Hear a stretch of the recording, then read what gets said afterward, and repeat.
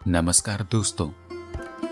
आज हम बात करेंगे एक ऐसे शब्द की जो आजकल हर किसी की जुबान पर है और वो शब्द है स्ट्रेस। क्या आपने कभी सोचा है कि वह स्ट्रेस क्या है?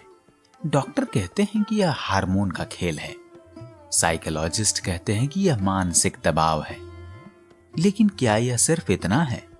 नहीं, यह तो बाहरी आवरण है। स्ट्रेस का असली मतलब कहीं और छिपा है।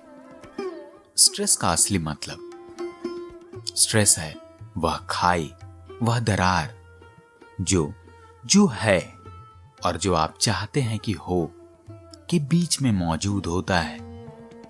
आप अतीत में उलझे हैं अपनी गलतियों को लेकर, अपने खोए हुए प्यार को लेकर, उन अधूरे सपने को लेकर जो पूरे नहीं हुए, और आप भविष्य की चिंता में घिरे हैं। कल क्या होगा? कामयाबी मिलेगी या नहीं?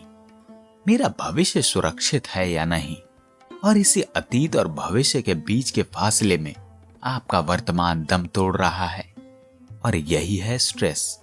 यह जो वर्तमान की मौत है वही स्ट्रेस को जन्म देता है। अब आप कहेंगे कि इसका प्रमाण कहाँ है? प्रमाण तो आप अपने भीतर ही ढूंढें। आपको किसी बाहरी व्यक्ति या किताब की जरूरत नहीं है। एक बच्चे को देखिए, क्या वो स्ट्रेस में है? नहीं। क्यों? क्योंकि वो अभी जीता है। उसे अतीत का पछतावा नहीं है, भविष्य की चिंता नहीं है। वो जो कर रहा है उसमें पूरी तरह से लीन है, चाहे वो मिट्टी से खेल रहा हो या कोई खिलौना तोड़ रहा हो। एक नदी को देखिए, क्या वो सोचती है कि कल का पत्थर मुझे रोक देगा? यह बाढ़ आएगी तो मैं कहां जाऊंगी? नहीं, नदी बस बहती रहती है। वो अपनी धारा में वर्तमान को जीती है। आपका स्ट्रेस ही आपका सबसे बड़ा प्रमाण है कि आप अभी और यहां नहीं हैं। आप या तो कल में उलझे हैं या परसों में। तो आखिर इसका समाधान क्या है? समाधान स्ट्रेस से लड़ना नहीं है।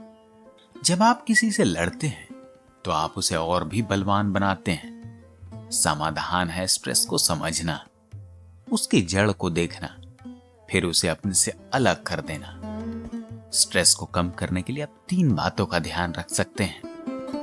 आपका मन एक बाजार जैसा है। हर तरह के विचार आते हैं, अच्छे, बुरे, चिंता के, डर के। आप उस बाजार के मालिक नहीं हैं, आप तो उस बाजार को देखने वाले दर्शक हैं। जब भी स्ट्रेस का विचार आए तो सिर्फ देखिए, अपने मन से कहिए, अरे देखो, मेरा मन फिर से भविष्य की चिंता कर रहा है। इसमें शामिल मत होइए। जैसे आप सड़क पर चलती हुई गाड़ियों को देखते हैं, उसी तरह अपने विचारों को देखिए। आप वो गाड़ी नहीं हैं। जब आप साक्षी बनेंगे तो विचार अपने आप कमजोर पड़ जाएंगे। दूसरा तरीका है वर्तमान में जीना।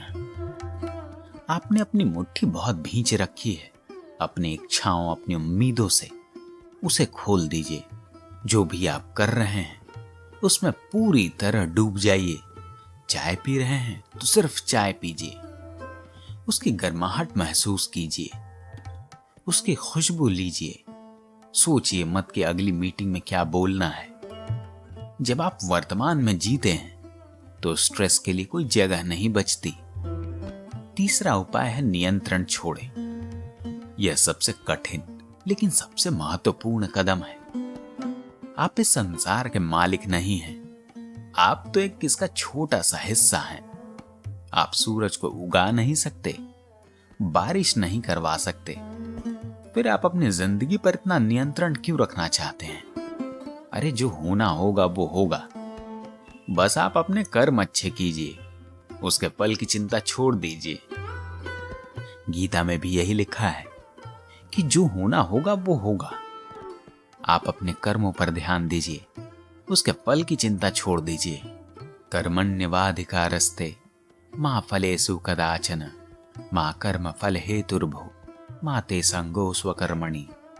और जब आप नियंत्रण छोड़ते हैं तो एक अजीब सी आजादी महसूस करते हैं, और वह जो आजादी है वही है शांति का दूसरा नाम। जब आप यह 3 बातों को अपनाएंगे, अच्छे बनेंगे, वर्तमान को गले लगाएंगे, नियंत्रण को छोड़ेंगे, तो आप पाएंगे कि स्ट्रेस वास्तव में कभी मौजूद ही नहीं था। यह तो आपके मन की एक कल्पना थी, एक सांसारिक माया थी।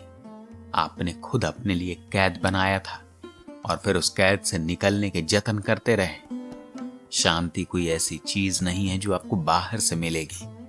यह तो आपका असली स्वरूप है, बस आपको इससे पहचानना है।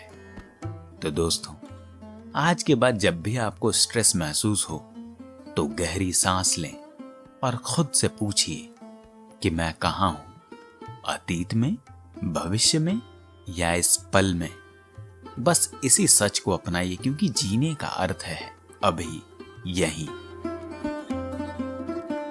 अगर यह विचार आपके भीतर में कोई अनुभव जगाता है तो इस चैनल को सब्सक्राइब जरूर करें और इस संदेश को उन लोगों तक पहुंचाएं जो अपनी जिंदगी के जंजाल में फंसे हुए हैं। धन्यवाद।